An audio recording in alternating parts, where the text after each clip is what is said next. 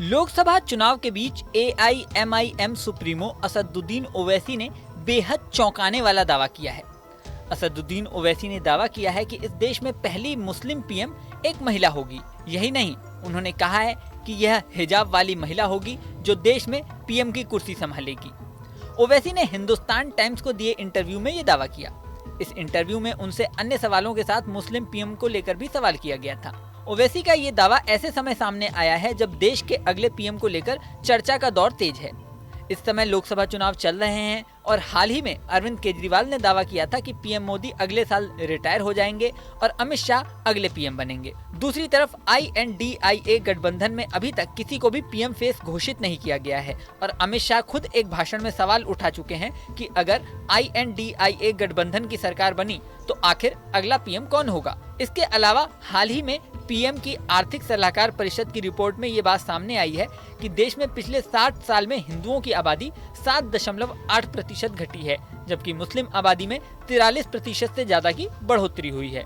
ऐसे समय में ओवैसी का ये दावा चर्चा में आ गया है।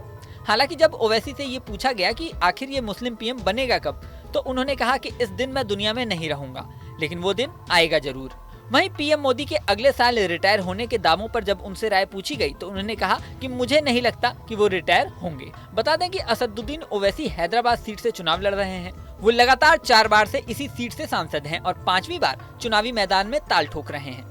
अपने बयानों के लिए चर्चा में रहने वाले ओवैसी इस बार इसलिए भी चर्चा में हैं क्योंकि हैदराबाद सीट पर इस बार मुकाबला आसान नहीं माना जा रहा। माधवीलता और ओवैसी में दिलचस्प मुकाबला दिखाई दे रहा है।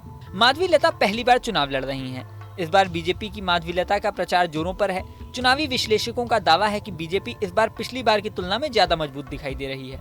बीजेपी की माधवीलता के अलावा कांग्रेस के मोहम्मद वलीउल्लाह समीर और BRS के गंडम श्रीनिवास यादव भी इस सीट से ताल ठोक रहे हैं। AIMIM सुप्रीमो असदुद्दीन ओवैसी खुद को देश के मुस्लिम पैरोकारों के रूप में पेश करते हैं, लेकिन माधवीलता से मुकाबला इसलिए दिलचस्प माना जा रहा है क्योंकि एक तरफ तो कट्टर हिंदुत्व की बात करने वाली माधवीलता है, दूसरी तरफ वो मुस्लिम महिलाओं के हक की भी आवाज उठाती हैं। ऐसे में मीडिया रिपोर्ट्स में दावा किया जा रहा है कि अगर माधवीलता मुस्लिम महिलाओं के वोट खींचने में कामयाब रही तो ओवैसी के लिए मुश्किलें खड़ी हो सकती हैं।